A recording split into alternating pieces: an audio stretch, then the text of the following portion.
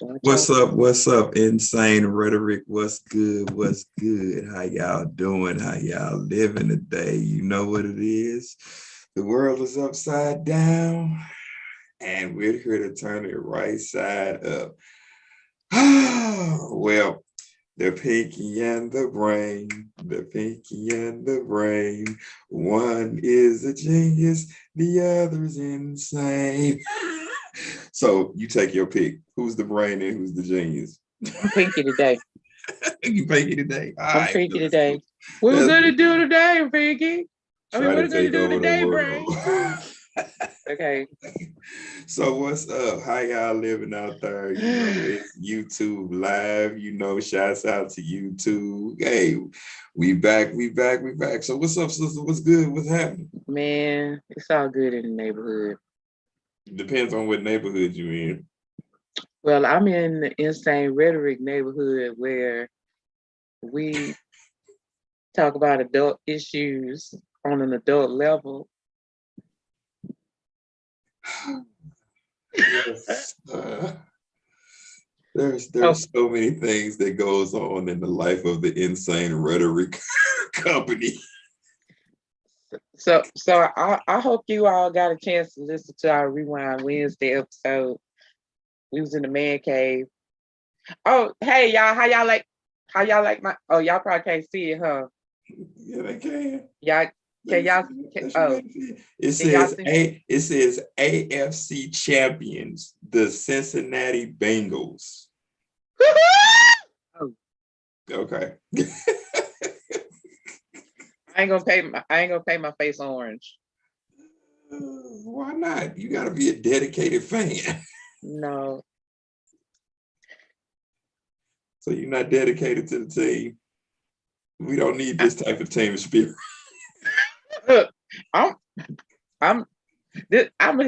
Everybody look at me like I'm crazy when I say Houston Oilers, so I gotta have a team. I guess I gotta have a team. I guess I gotta have a team. So you have to have an existing team.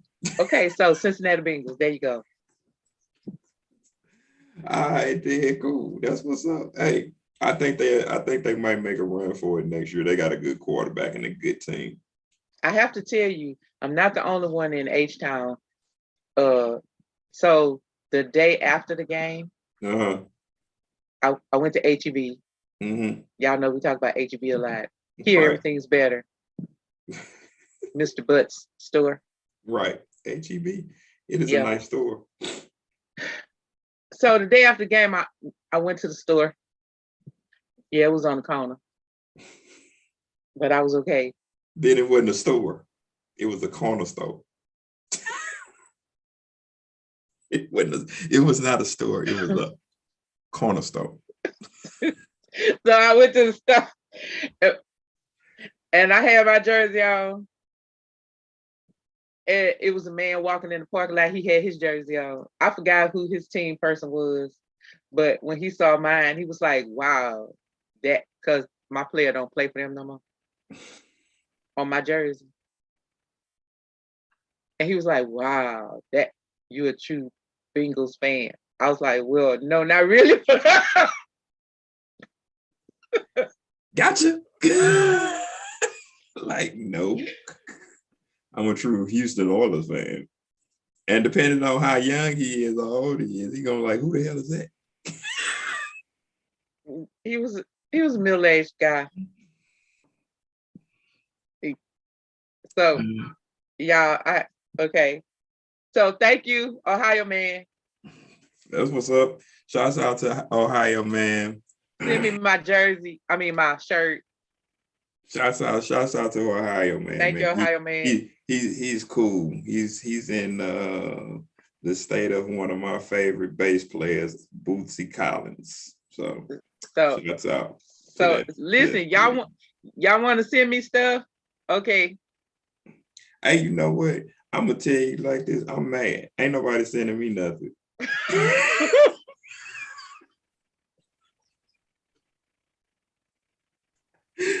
That's messed up. Well, we know who y'all favorite person is. That's why I keep talking bad about stuff. So whatever. I ain't mad for real. Go buy my own stuff.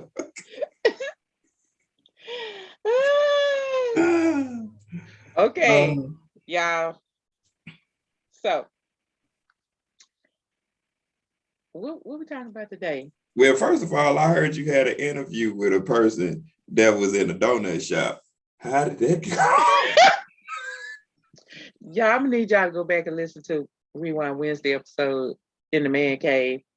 So y'all, okay, so it's a really long story, but so me and my co-host, we was on the phone. Hold on. Before you go into that, this is this is so important because what we have encountered with this interview just shows how real mental health is. Yeah.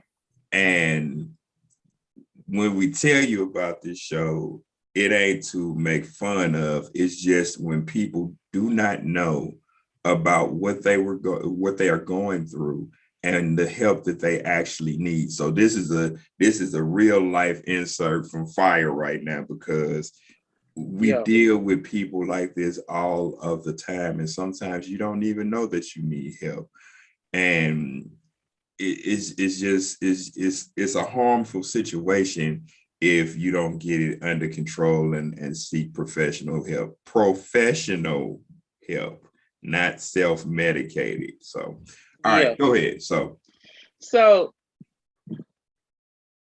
okay, so me and my co-host, we tell y'all we always talking. That ain't nothing new. Nah. We told y'all how we met. We've been talking. We built a relationship on talking to each other when we met each other. Okay. Right. Okay, so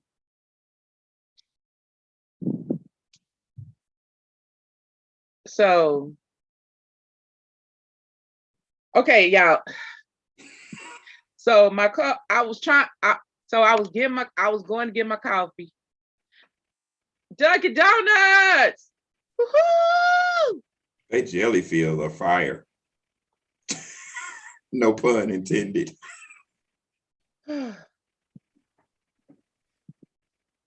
So I like Dunkin' Donuts. I like Starbucks and all that too, but I like Dunkin' Donuts. Because for a long time, okay, let me just tell y'all something.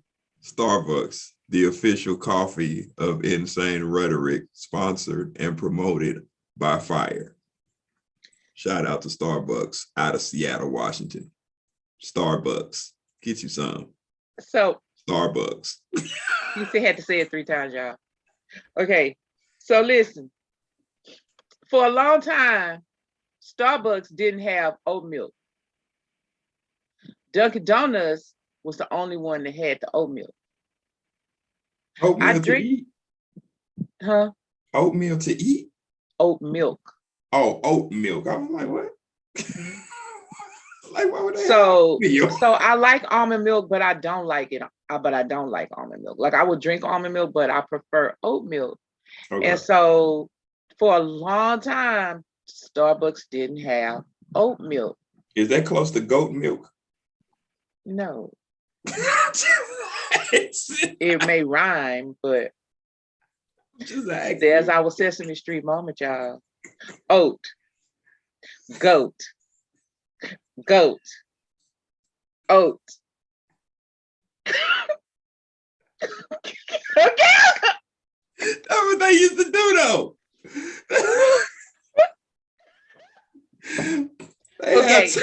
They have a 4-letter word. They have a 4-letter word, and they turn it into a compound word. Goat. Okay. So listen, okay. So okay, see, I use colloquialism right there. I think I should get my black card. I should retain my black card. I said I be going in the morning. I be going to Dunkin' Donuts to get my coffee, oat milk. Okay. So me and Fire was on the phone, and it was really getting time for us to like record. He was like, just go in there. So there was nobody in there. It was nice and quiet. It was y'all hear the episode, it really was a good place to be. But I sat down, y'all have probably never heard of Flip Wilson, a famous comedian. He used to say, in the booth, in the back, in the corner, in the dark. Mm-hmm. Now, it wasn't dark, but I was in the booth, in the back, in the corner. Mm-hmm. That's what he used to say. And it was, okay, so it was quiet. I was setting up, and we started the show. And we was talking about Tom Brady coming out of retirement, Antonio Brown trying to go to the Dallas Cowboys. And I was getting ready to bring up DuChaun Watson trying to go to Cleveland. Mm-hmm. Now, why you would want to go there, I don't know, but he turned down the Texans and was gonna go to Cleveland.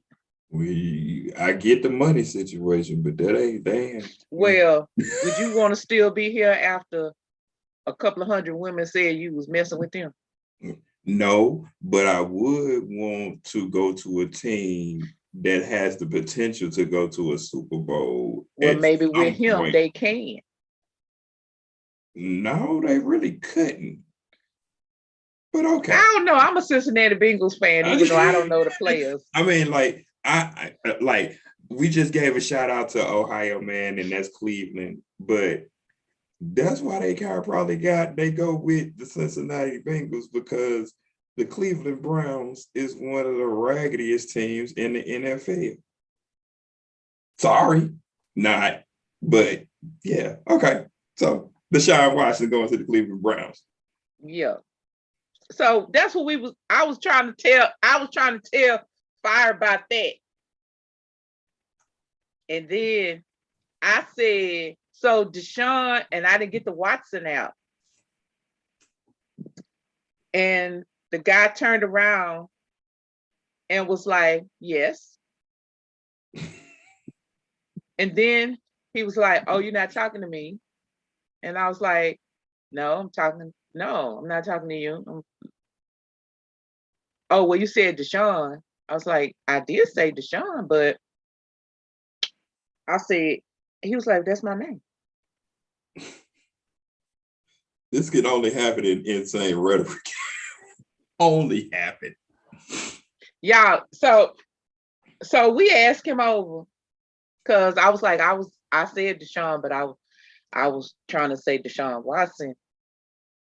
And he was like, oh, that's crazy. My name's DuChaun. So DuChaun sat down. And when DuChaun sat down, I noticed he had a purse. Now, listen, it wasn't a man bag. I was going to say, you need to clear this up. It wasn't a man bag. It was an actual purse that you would get from the ladies department. Now, there's this person that I kind of watch on Facebook. I don't follow, but I watch. And man, they had a was it Gucci? Yeah. Gucci actually gave them a bag. And they picked out the most fabulous bag that looked like a woman purse ever. And they switched with that bag right on out of that store. And Gucci gave them that bag because it was some hate going on, because they went. So this person that I watch on Facebook, they identify as gay. And they have a multi-million-dollar business. And they do some consulting and insurance and stuff, but they live out in California. And they have this huge following on Facebook. And sometimes the videos are funny, so I watch them.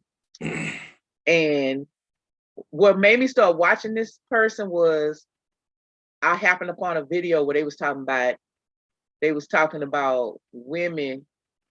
They was talking about men on the down low. And they was in schooling the women about your man that's on the down low.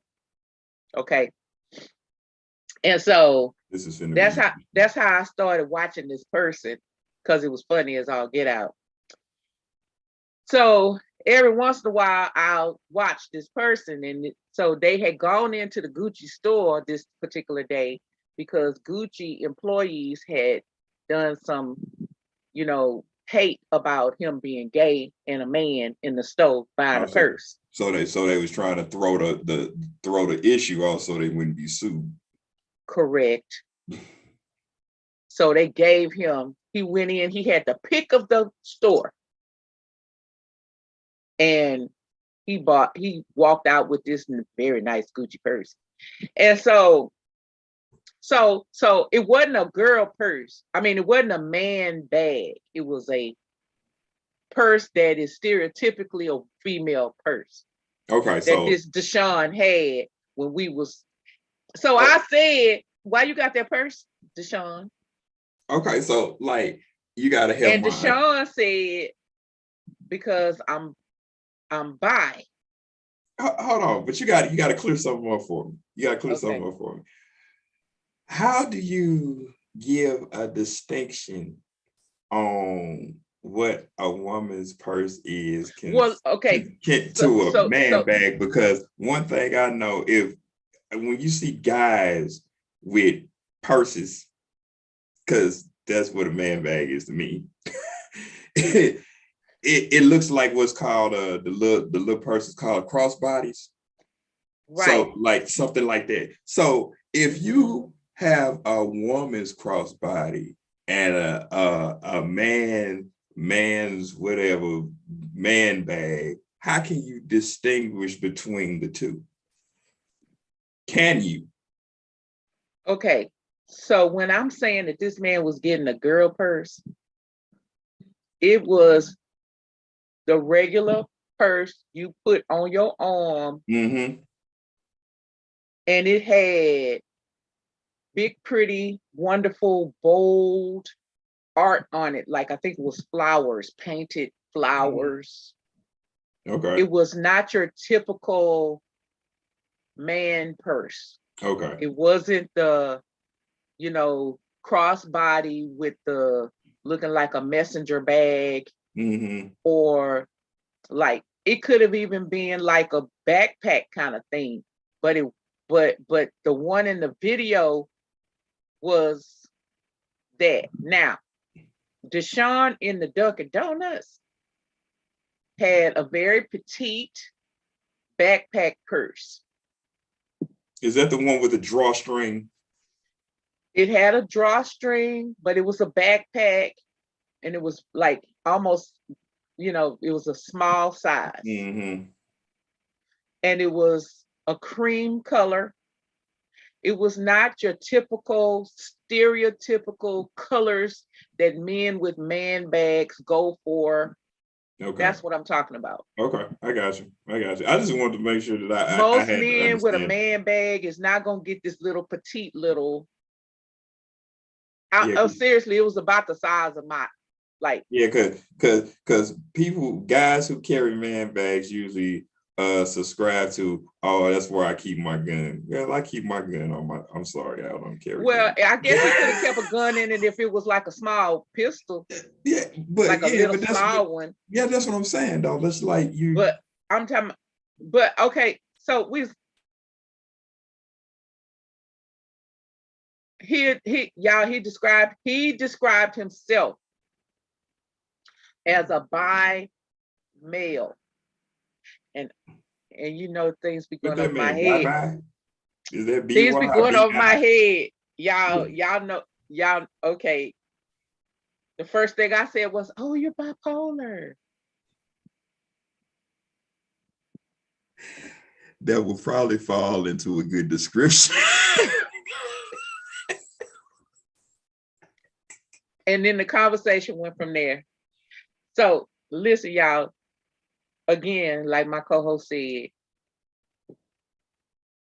we try to bring laughter to everything we do, but this was serious. I'm still recovering from that conversation. No, all seriousness. My co-host was like, I knew that really affected you. Like, we was talking yesterday and he was like, I know that really affected you. I truly, Yeah, while we were sitting there, they was in the man cave. I didn't have much to say. I kept trying to make it light every now and then because it was getting dark. But I didn't have much to say. I let them be in the man cave because I really felt like that dude really needed to have a conversation with a man. Like I felt that in my spirit, like, because I could have figured out a way. I was sitting in the Dunkin' Donuts with my headset and I could have taken it out. I think the sound still really would have been good had I taken the headset out and we talked, all three of us. Right. But I just felt in my spirit I just felt in my spirit that needed to be a show where my co-host just had a conversation with a man. Like, and yeah, come on, women. Okay. Y'all don't bother me. You know what? Okay, while I'm talking, y'all need to subscribe, follow, whatever. But listen, don't write me, don't call me, don't say nothing about me, because I'm telling you, shut up and sit in the corner. Because I really felt like this was a conversation that two men needed to have. And I don't care what y'all say, sometimes women don't always have to be in the middle of the conversation. Just like when women are having a discussion, although men can bring something to the table, y'all know we do this. We had a conversation about abortion where we both had something to bring to the table about that. But I'm just telling you that you don't always have to have the opposite sex in a conversation with you. Yeah, that's true. That's true. And so I was there, well, because it was my equipment. I wasn't gonna walk. Okay, but this young brother didn't have shoes on, y'all. He had on some nice clothes. I'm gonna tell you, for a homeless person, his clothes were very nice, very well kept, very like a nice bright white socks, like, but he had no shoes on. He had his purse. He was a little smelly because he was hugging on me. I'm a hugger. Glad I'm not. I hug people even when they stinky because I try to bring God in my life wherever I can. But listen, he wasn't that stinky to where my nose hurt. You know how people can be so stinky.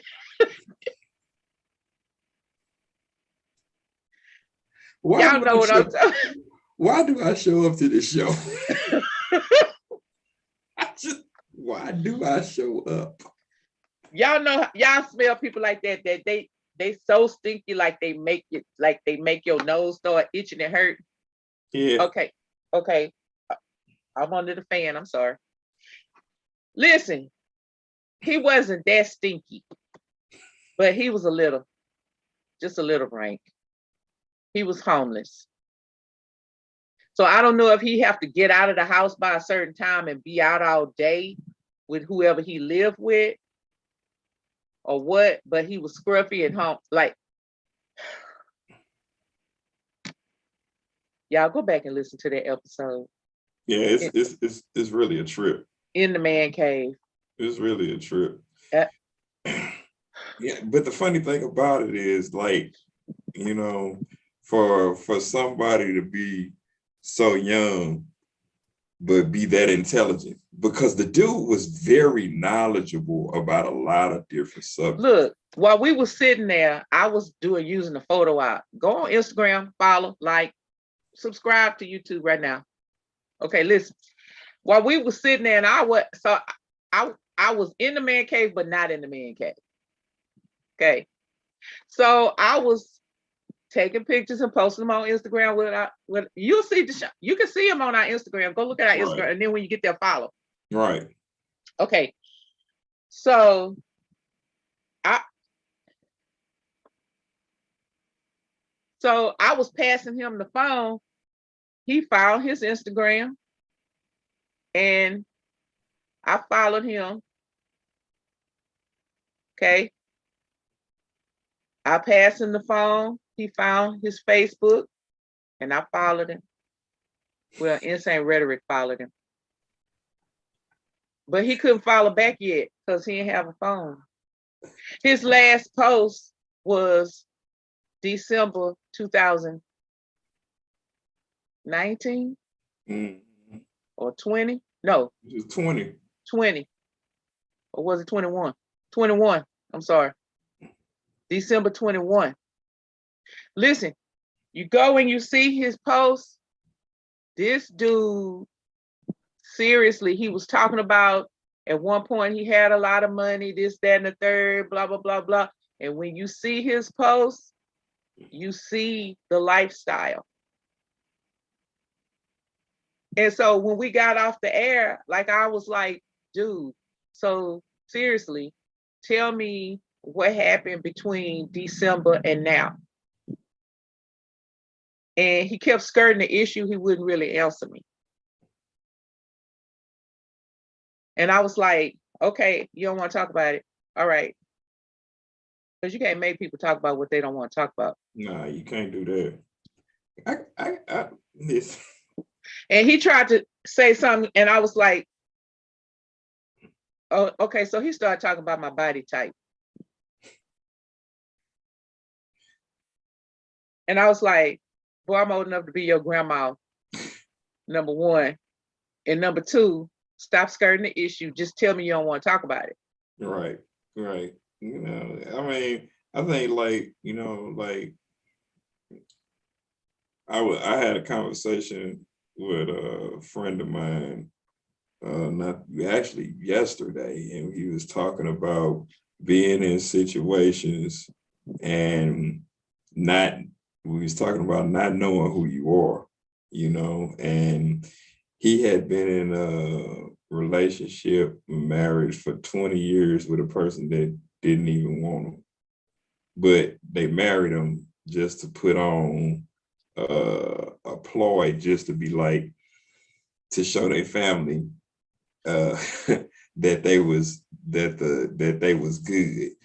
And it's funny because the girl that he married was the daughter of a bishop of a church, and it's crazy how people do things to show face, to hold up a standard. Man, skip that. If that doesn't benefit you, don't go into something that doesn't benefit you. And like when we was talking with DuChaun, it was crazy to me because for you to have so much information, and here's where the mental illness comes in and breaks the dichotomy of it, and it breaks down. It's like, for you to have so much information, for you able to do certain things or do what you want to do in life, but you don't apply it to yourself, but you apply it to everybody else's life. It's crazy. Like literally crazy. I mean, like, you don't see how much information that you have to share with the world. The boy was talking about freaking aerospace and the dynamic of just different things that the cosmos has to offer, and just, it was crazy. I was sitting there, y'all listen, I'm gonna let you finish. But I was sitting there like, this boy is on some Neil deGrasse stuff. Like, yeah. I was, and then he was in the same breath, he would call himself the Archangel Michael. Yeah.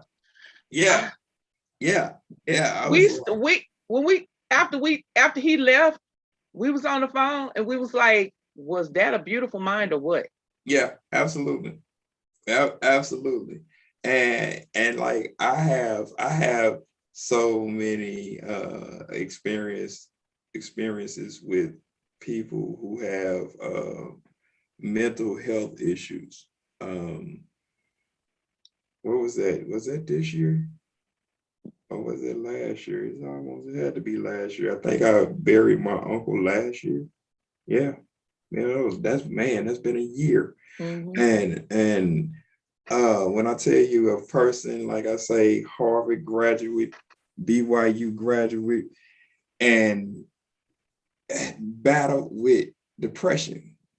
You know, I'm saying he could write anything you wanted him to write. But when he couldn't get to that point of like climbing out the hole because he needed the help, and then you talk about the medication and how medication has to be exact for those type of people, because even when you on a high with the medication, you're over pretentious about issue, and then if you're under that, then you're just dragging the bottom. So it got to be level at all times. And when you think that you are smarter than the physicians, which you possibly could be, but it still don't help you none. And that's it. It's so important, man. Like I said, like I laugh about it when my co-host brings it up. He's like, everybody got CTE. Like, you're probably right, because people who have been knocked in the head, not physically all the time, but just knocked in the head with so much issues. A lot of people don't know, what is the boy name? The German scientist, Einstein. Einstein never bothered to do anything that he didn't want to do. I remember reading a quote about Einstein, and he was like, he asked, a reporter asked him, he say, "What's your phone number?" He say, "I don't know." Now here's one of the brilliantest minds in the world say, "I don't know," and then he gives a comeback to say, "I don't need to know that. It's in the phone book." But then when he was trying to figure out the mathematical problem that he was working on, he worked on it so tirelessly he never went to the bathroom. He just did it right there while he was working on on the problem. That's a issue, you know, when you don't take into consideration what you need to do. I remember my uncle telling me that I said, "Uncle, I read somewhere that the light actually affects a person who's has depression." He was like, "Yes." You know, so just different things can trigger certain things in a person, just depends on how they're wired. He was like, sometimes you have so much information in your head, it sends you to a depressed state because you can't articulate it and get it out. One thing that DuChaun said when we were sitting there on the show, he said, "Nobody listens to me." That so affected both me and my co-host. We was like, "Did you hear what he said?" Yeah, like nobody listens. Like I was telling my co-host a while ago about an encounter that I had with a person, and it was doing just walking down the street in front of my church where that I used to go to, and the person was just like started talking to me, and they was like, "Okay," like I say, "You want to come in?" She's like, "No, not right now, but I'm glad that you listened to me." I was like, "Why you say that?" She said, "Because I was on my way to kill myself. It did nobody else listen to me." Sometimes people just want to be heard, and if you just shut up and just listen, it probably will save somebody's life. You don't know where a person is, you know. DuChaun's at the very end, and I think I didn't.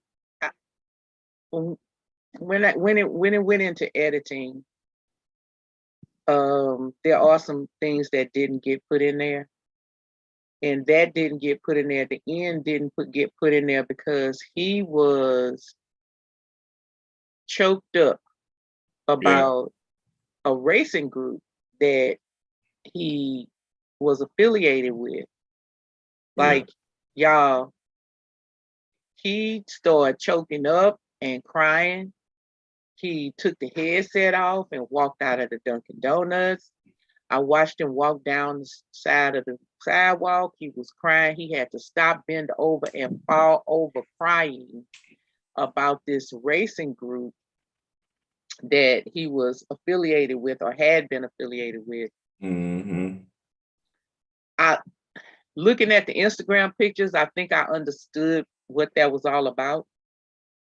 And perhaps he was no longer affiliated with them for whatever reason. Maybe he can't get there. I don't know. Like he wouldn't, it was some stuff he wouldn't just really dive into. Right. He was perfectly okay talking about the sexual abuse that happened to him. Which he started off with that. Which was crazy. He went, I mean, that was the first thing he said. I mean, and made it real clear. Yeah, it was crazy because usually people who are sexually abused have a problem saying anything. Listen, that was the first thing he talked about was his sexual abuse. And I was just like, oh my God. I mean, I was trying to stay upbeat and whatever, because y'all know I be trying to find lemonade. But I was still on the inside. I was like, oh, really? And then he talked about his own committing sexual abuse. Yeah. Like he, at the age of 6, I think he said. Yep. Yeah. I mean, did something to a little girl in the closet. Yeah. And said she invited him to do it. Well, that's better than R. Kelly taking it.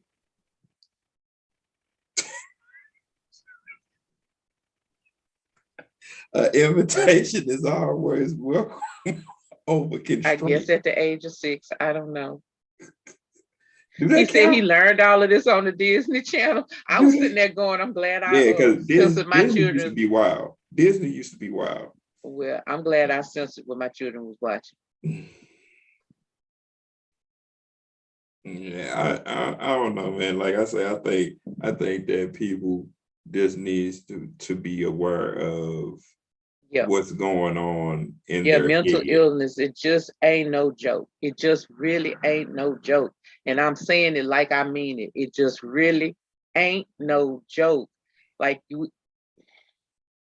Is ain't a word? It's in the dictionary. Is it a black word? No.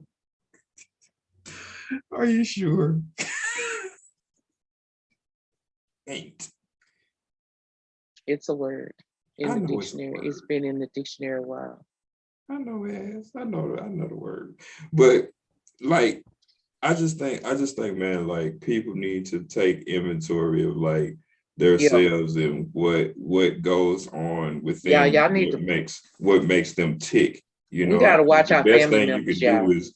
I think the best thing you can do is learn yourself, because when you learn yourself, then can't nobody tell you who you are, and can't nobody dictate to what they think you should be or think that you are. But it gets so bad when your family members, like it gets taxing when your family members are coming under the gun with this mental illness that they may have. And it's so taxing on other family members, you know, with you trying to like help them through whatever they need, and they put you through quite a bit. I mean, I went through something with one of my family members, and I never thought that I would give up on them. I mean, we talking pretty much my whole life of standing by this particular person. And it wasn't until their father passed that, you know, the relatives was like, okay, they not talking to me, but I know they gonna talk to you. Mm-hmm. It don't matter what they go through, they gonna talk to you. You call them. And they were so out in dealing with with their mental illness that they wouldn't even talk to me. And it was then when they finally did answer me, for the first time in our entire lives, and I told y'all I'm an old girl, they cussed me out. And I was just like, and then they hung up on me and wouldn't take my calls back. And I was like, I just can't do this anymore. That's when I was just like, I can't. If I told y'all some of the stuff that I had done as a young girl, as a teenager, keeping up with this particular person, and I was just like, I can't. Well, that's the thing. That's the thing. Like, people who go through mental illness, yes, it hurts them physically and mentally. But the killing part about that is the people who are trying to help them, I think it hurts more, because the person that's in the mental illness state is accepting what their state is, and they're doing what they feel that they want to do within that. But I don't even know that is, for some, and depending on the level, I don't even know that it is accepting. Because I'm gonna tell you, after their father passed, we had the funeral, and I would say maybe a month later, 2 months. Okay, I'll give it 3. This person called me out of the blue. They were now here in Houston when they should have been here, 3 months prior. And they were like nothing happened. And they were like, kind of like, well, what's that I'm sensing? What you doing? Why are you talking to me like that? And that's that bipolar syndrome right there. Yeah, I get it. And I was like, but so you don't know what happened? But this is what I'm saying when I say that. Like, even though they might not be aware or actively putting off or whatever the case may be, when the person that's seeing you go through it try to bring it to your attention and you push them off, that's a sign that they don't want the help.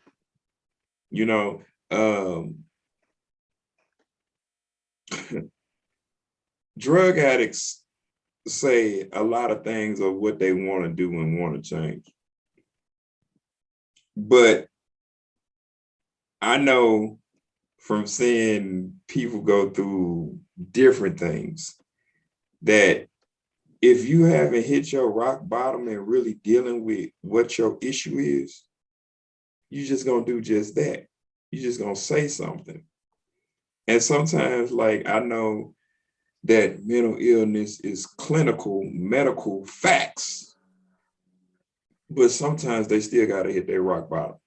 And sometimes it just ain't going, their rock bottom is their last bottom. And I told my co-host once about a friend of mine who's a musician, and we had a mutual friend who called my friend and just told him, say, hey man, I'm dealing with some stuff and I think I want to take my life. So my musician friend went over there to check on him, and he stopped him from doing the most heinous and unthinkable that he could do to himself. But then when he got clear from that, he called him again maybe a week or so later, and he couldn't go to him. And that's when he shot himself and killed himself. Yeah. You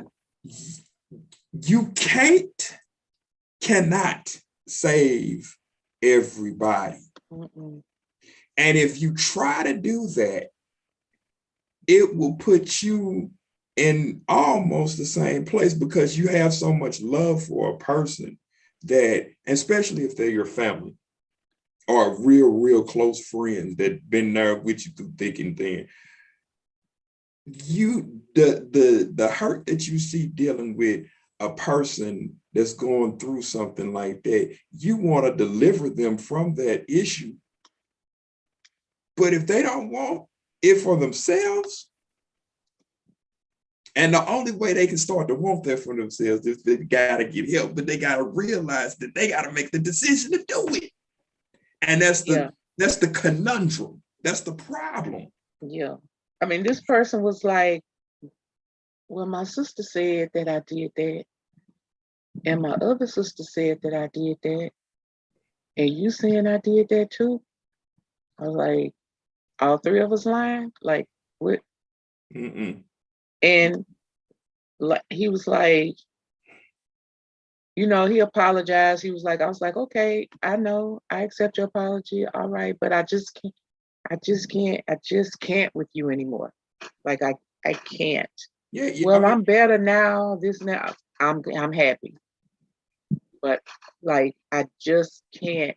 And they was like, how you gonna not be in my life? Like, I know I got my sisters, whatever, but you might as well have been my sister. Like, how you gonna not be in my life? And I was like, our entire life has been, a life. It's been ups and downs. It's been fun. It's been sad. We've been through a lot together. But I'm oldest. I don't know what right now, and I can't do this with you anymore. Like, I just can't do this. That's why I think that people need to get professional help and seek counsel. See, the thing about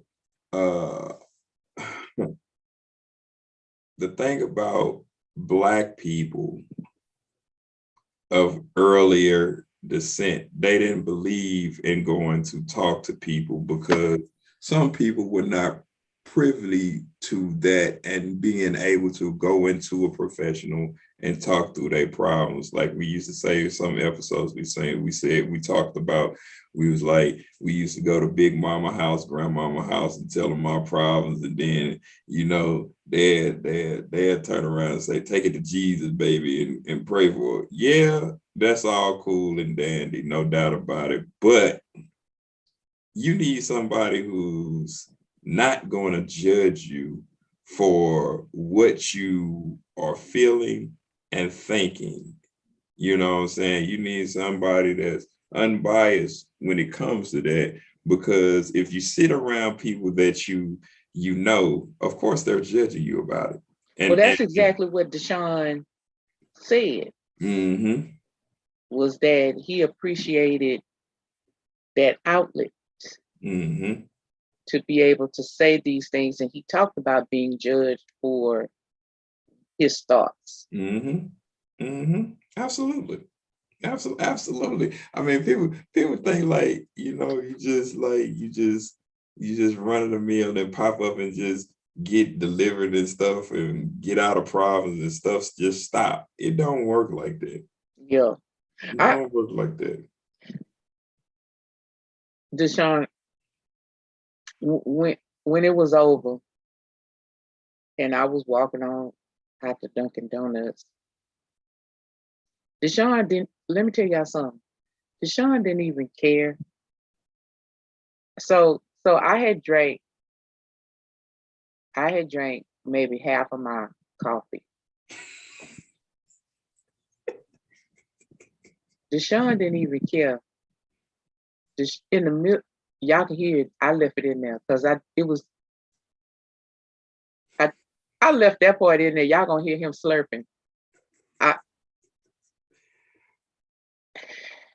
DuChaun didn't even care that I had been drinking out of that coffee. DuChaun just took my COVID and everything. I mean, I don't have COVID. I just got tested, but I'm just saying, he just took. DuChaun drank the rest of my coffee, was slurping on the ice. Listen. Oh. Hey, tell me something. Then DuChaun, after it was over, DuChaun went and got the leftover donuts. He was like, y'all know y'all getting wet, throw that away anyway, just give it to me. And they gave it to him. And he was trying to give me donuts, but I don't eat donuts.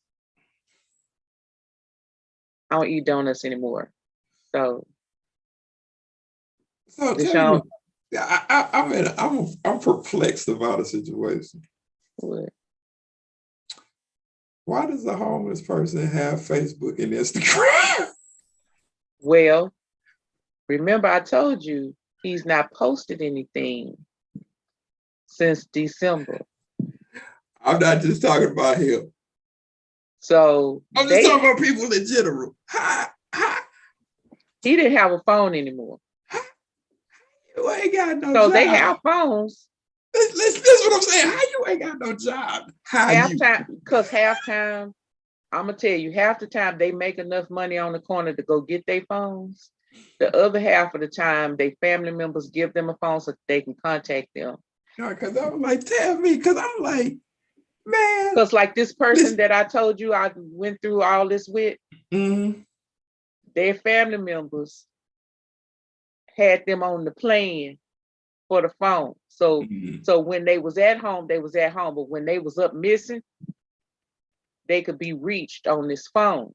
That makes sense. Because see, I encountered a homeless person, quote unquote, on the corner of Kings Highway and Natural Bridge in Missouri, which was funny to me. Which was funny to me. Because the dude was out there. He had a black and white Adidas tracksuit on, fresh new Adidas, and a fresh cut. But he had the audacity to have his girlfriend or his wife out there with him in a wagon pulling their kid. And all of them looked crazy and displaced. Yeah. You think I'm finna donate to your cause? This is how DuChaun looked like. I'm telling you, his clothes and everything. You could tell that maybe he had a decent place to stay, but he couldn't be there all day. They didn't trust him to be there. Like it was some stuff. It was stuff going on, but he didn't want to talk about it. Right. Because he was giving shouts out to Sarah. Yeah. He loved Sarah. She the love of his life, but he said, F you, Sarah. Right. Because when they was together, he had this company. She didn't like it that he would donate the money to charity. Because he said he wasn't money driven. He said F money. Yeah, he's not money driven. And the funny thing about that, what he said, this is another thing. The dude said he was a part of the military. Yeah. He was a part of the, he went to the military. And I'm telling y'all, if you see his Instagram, you see what he was his Instagram and his Facebook, you see what he was talking about. Like he was not lying. No. Because I was sitting there while they was in the man cave. I was sitting there going through the stuff, posting his picture. Like, yeah, it touched my heart. I just was like, this man is homeless and he cuckoo. But see, he's unmedicated. Not cuckoo. That's what I want to say. He was unmedicated. That's what I want to say. He needs some medication. I'm sorry. He needs some medication, y'all. See, that's what people don't realize. There's a fine line between crazy and highly intelligent. I'm just telling you, beautiful mind. There's a fine line between. Y'all go watch that movie, Russell Crowe. Beautiful Mind. Beautiful Mind. It's a good movie. It's a good movie because he was highly intelligent, but he was crazy. Also. What got me was when he started talking about the DNA on the fish, on the fish tail, on the tail. On the tail, yeah. I mean, the dude was. Y'all, this is not Starbucks. But I wanted iced coffee. It's in a Starbucks light cup. But it's Casa Bueno coffee that I made myself with coffee made. Was that donated by one of your fans? Because you get a lot of stuff donated. No, this right here actually, this actually was a Mother's Day gift last year. Like it has my name on the back, and then it says Dance Fuel. It's like, wait a second, you got a Starbucks coffee that has been engraved with your name on it. and talking about one of your other companies, I ain't got nothing. I gotta buy my stuff. Ain't nobody sending me nothing. Maybe because I'm too, I don't know. Maybe too radical. They were like, don't send him nothing. DuChaun was trying to do a lot of stuff for me, but I was like, no, thank you. Some stuff that can't be mentioned. That's what probably trying to do. I don't know. Man. People like me. I guess people like me. They just want to do stuff for me. Hey, I ain't mad at you. Like I say, I figure I'm a man. I'm gonna do it for myself anyway. I don't care. I buy coffee for myself. I didn't say that you didn't. So anyway, y'all go listen to the episode. Yeah, go listen to the episode. Subscribe right now. Subscribe and follow. What is going on with your little brother over there, Napoleon #2? Napoleon #2. Your boy over there in Ukraine and Russia. What's going on with your boy Napoleon #2? You talking about Putin? Yeah. He trying to take over the world. Hey man, listen. He trying to take over the world, Pinky. Listen, here at Insane Rhetoric, we do not condone violence of any type toward any group of people, toward any ethnicity or any race. Nothing. There is no way that we could stand in agreement with what political we are seeing with Russia bombing another country like that. So you saw the peace treaty, right? You saw what he number one thing he want on the peace treaty. Putin. He say he want what you call Ukraine to be neutral, and he don't want them to join NATO. Listen. But had he just left stuff alone, that's where what's name was going anyway. He didn't want to do that anyway. Yeah, but I don't know. See, people don't understand. Like when you was doing what is the Soviet Union, that property was already occupied. That was one unit. That's why he's mad about it. He's mad about it because. Okay. I mean, listen. Like, he over there blowing stuff up. The number one thing on the first thing on the thing is don't join NATO, remain neutral. But that's because Ukraine was already headed there anyway. Right, but that's because he wanted to run the country. He wants to establish those lands that were lost when the Russians was the USSR, when it was the Soviet Union. I mean, because all that property was actually Russia. And then when it started to break up, you remember stuff about like during the time of the Berlin Wall falling, all that stuff was going on between the 80s and the 90s. Man, that's all that dude wants. That dude, like, he just wants to be in domination of that whole area, period. Yeah. My thing is, they talking about how the neighboring countries around her shouldn't be fueling them with weapons, and talking about if you even see that going on, then it's an act of aggression to whoever else is doing it. The problem I have with that, if China backs them and India backs them, you got a problem. Because those are like some of the two largest countries on the continent as far as people. I mean, listen, how would you feel if the United States were being bombed? And this is just relevant. How would you feel if the United States was being bombed and nobody came over to help you?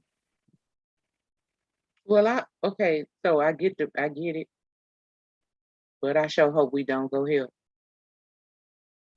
But truth be told, inside, like what I really believe is that Putin is doing that, trying to coax the United States to help, because he So got something going on between Russia and China. China, and Vietnam. North Korea. North Korea. And if we get into this, the three of them in cahoots, and then we will begin to be bombed, shot, ravaged, blah blah. But see, this is the problem, and I agree. This is the problem, though. You have 195 countries. I don't see why we got to be the one to help. But listen, 134 are in alliance with NATO. So if it comes down to it, because where he's at right now, the way I think it's Turkey, he's close to the Turkish border, which is a NATO country. If it spills over, guess what's gonna happen anyway? So they're gonna have to act. Well, one of our viewers just chimed in. Oh, okay. So let me say this first. What? Yeah. Okay, y'all go subscribe. Listen. So, okay. So I'm sorry. I didn't see this comment earlier. At the very beginning, when we was talking about the Browns and the Bengals. This person said Cleveland is the mistake by the lake.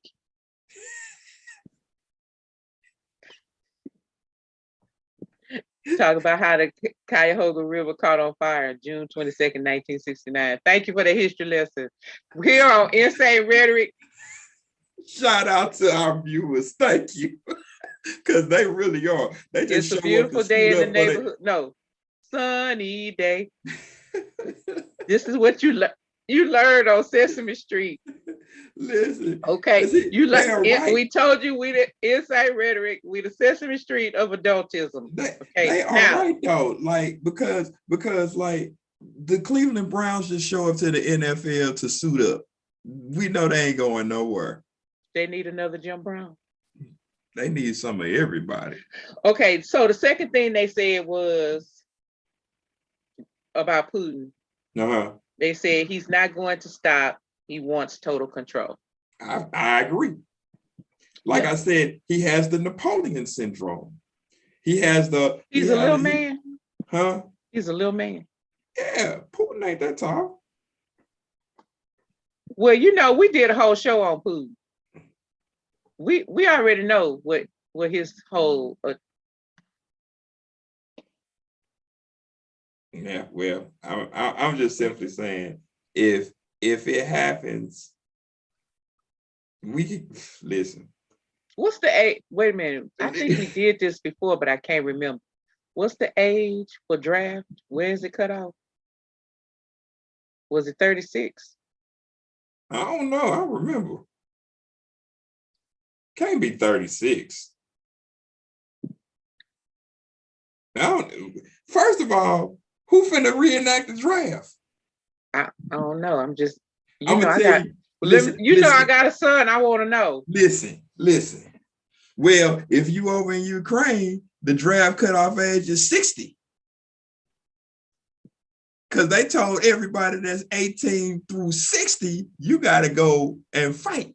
Okay, I live in America. Yeah, so I mean, but I don't know. But I'm gonna tell you like this. I'm gonna tell you like this. I'm gonna say it to you just like this. I ain't fighting for nobody. Half the United States population is going to Canada. Huh? Y'all gonna all go to Canada? No. That ain't no. They can get women now, so I guess I need to be worried about my daughters too. Listen, but see, this is what I'm saying. If you want to draft somebody, the best place you can draft out of the United States is the prison. Is the penitentiary system. That's where you better start. Them some good killers up in there. That's where you better start. And they love to go over there and do whatever. And just kill for free. Just long as you give them a free ride back and they say they can be cut loose. That's where you better go. Now, anybody who see this show that's in the penitentiary, I don't care what you think. That's where you better start. Don't get the murderers. I don't care. Let them go over there and murder. I don't care. Because that's what it is. That's what it is. It's murder. Listen. You can drop R. Kelly over there if you want to. Anybody in the prison system, I think if that's what you finna, when you're talking about drafting people, why would I go murder? Over there? You know, that's how they used to get them in the military. That's how they used to get them. They used to get them from the military. But listen. So this viewer says that Putin is scared of scared of the Western style influence of democracy. I agree. And that usually is seen to happen when a country joins the EU. Oh, they said, okay, listen, viewer, now listen now.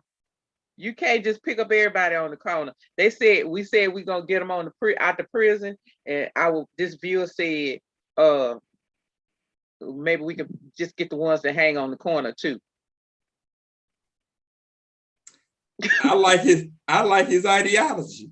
I like his thought process, because 9 times out of 10, the ones hanging on the corner is the ones that ain't got caught yet to go to prison. So, y'all need to stop. Okay. Listen, I'm just being for real.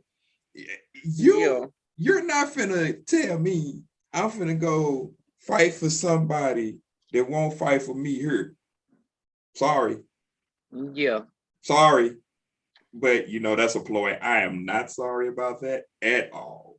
I thought we was gonna get the chance to talk to one of the students that was over there when when one of the black students and they wouldn't let them into the polling. Mm-hmm. I thought we was gonna get a chance to talk to one of them, but my connect to them is mad at me.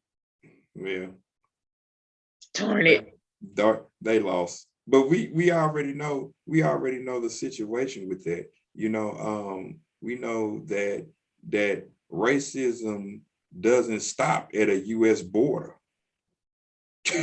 Because how the U.S. thinks of us is a global ideology to whoever, which is sad until people meet us and encounter us, which is funny because Black people are everywhere. I'm pretty sure you can find, I'm pretty sure you can find some people, Black people in Romania. Sure of it. Sure of it. Yeah. Yeah.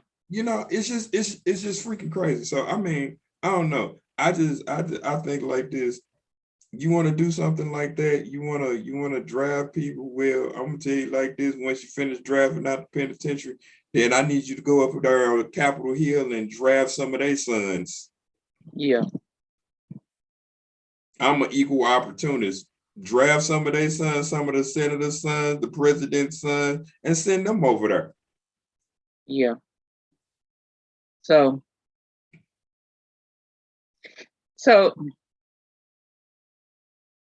is it time for us to go? I don't know, is it? Because I can talk about this type of stuff all day. I know.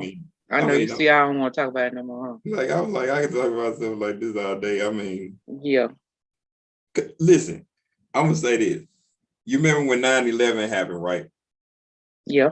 This is a touchy situation. But remember when 9/11 happened and all the dust settled, and they was talking about who was gonna go in with the United States and be an alliance to the United States, and they were talking about how nobody ever said anything about going in with them until like a day or so later or whatever, a couple of hours later or whatever. But the thought was just this: them people was thinking they had coming what they had coming.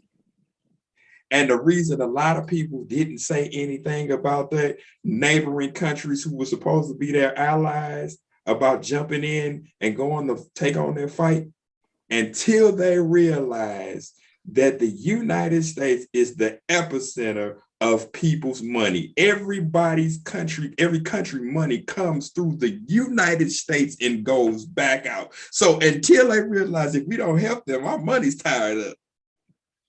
And then you start seeing people get on board. Are we going to join you? We're going to do this. We're going to do that. We're going to do this. It's all money driven. And then you got a lot of people think like, say, man, we don't like the West. They think they all this. They think they all that. Well, shoot, that ain't everybody that think that, man. So, I mean. Yeah. But... I don't know. I don't know either. Maybe, you know what, maybe we should send Kanye over there. I think he's a bad negotiator. Well, he over there mad at he over there starting to fight with DL. But see, also, you know what? Also, Kanye is a freaking Trump supporter. So I mean, does he really? I don't know if Kanye really know what he is. But I'm just saying, if you side with a person that tell a person that slavery wasn't real, they volunteered to do that, boy, you got to be the stupidest. I don't know. I don't know because we don't talk about social studies in Texas. Sorry. Well, I can talk about it because it ain't outlaw where I am. So we can talk about social studies where you got to be the dumbest person that. Well, one of the dumbest people that have money. And like I say, y'all can send this clip to anybody you want to send it to. I don't care because I can take my stand on my own. Man, for you to say something so asinine as that, it's just ridiculous. But you're entitled to your opinion. I don't care. But I'm gonna tell you like this, don't come for me. Yeah. So retweet that. Y'all subscribe, follow, like. We on Instagram, Facebook, Twitter. Y'all can go follow us on Clubhouse now. We on Clubhouse? We on Clubhouse. We're gonna start doing some stuff on Clubhouse. So y'all need to go check us out. All right. Well, sure. That's what's up. So this has been a tri-union show. We went through 3 episodes of craziness and madness. Yeah. We started off saying we was gonna be Pinky in the Brain today. This was very much a Pinky in the Brain kind of show. Yeah. I need to go get tested. Make sure I ain't losing my mind. We not losing our mind. We figured that out when we was talking to DuChaun. I figured out I was in my right mind. That's how I knew I was in my right mind too. Yeah. Because people be trying to make me like I'm crazy, but yeah. But anyway. See, you know what's funny about that though? Like with me, it making me look like I'm crazy. They look at me like, how is he able to say what he would say about anything without caring about it? I just say what I need to say. I ain't scared to say what I need to say. I'm going to get it off my chest because I guess I don't want to have stress and die at a young age. So I'm going to say what I need to say, whether you like it or not. And then I'm going to walk away. You deal with that. I'm not finna to. Yeah. So take us out of here. Oh, we're on YouTube. Follow us on YouTube Live. Insane Rhetoric with a K.com. Insane Rhetoric with a K.com. Because we're crazy with a K, not a C. With a K. With a K, not a C. So that's my sign language for Sesame Street today. We did goat, goat, oat. I'm gonna stop coming back here. Now, today, Insane Rhetoric was brought to you by the letters C in sign language and K. Okay. Okay, so you can hit us up on YouTube Live. You know, we out here on Go the bingo. God. Okay, I'm sorry. And You can Starbucks hit and Coffee Bueno. you can hit us up on the new platform Clubhouse. We'll be We posting got some things new there. stuff getting ready to start over there. Some new Okay. discussions get ready to start over there. So y'all follow us on So we Clubhouse. got Clubhouse. You can check us out on Google Podcasts, Google Music, iHeartRadio, Spotify, Owl Tales. You can check us out on Radio Republic, wherever you want to get your podcast from, Spotify, whatever. Long as you can spell Insane Rhetoric with a K, you will find us everywhere. I mean, like, we are freaking everywhere. Shouts out to the Philippines. Shouts out to, I don't know if I should say this right now, but we over in Russia too. But anyway. If you in the Ukraine and you listening to us over there, we're there. Yeah, we're there. We're there. Shouts and out. we love you. Shouts out to Ukraine. Keep fighting. We're praying for you. Keep fighting. Keep fighting. We got you in prayer. We hope our boys and girls don't have to come over there and help you fight. Sorry. Yeah, not sorry. But yeah, so shouts out to them people. We're also in Germany. We're in Australia. They love us in Germany. Yeah, we like big in Germany, which is cool. So our stats in Germany almost as big as our stats in the US. Yes, yeah. They didn't came up. So just know that wherever you are, you can hit us up. You just check us out. We got a Twitter feed. We have a Facebook platform. We have everything. Insane. We also had a Instagram, Insane Rhetoric Instagram. You can hit us up wherever you are. If you have confrontation with some things that we said, leave a post. We'll respond back. We will just go to our Real Talk page. And so you can hit us on our Real Talk page. And just remember, at midnight is only your last night for 60 seconds. And after that, you're in a new day. Guaranteed you'll make your new day better than your old. And just remember to enjoy the ride that is Insane Rhetoric. We out. Bye, y'all. We gonna see y'all next time on Insane Rhetoric.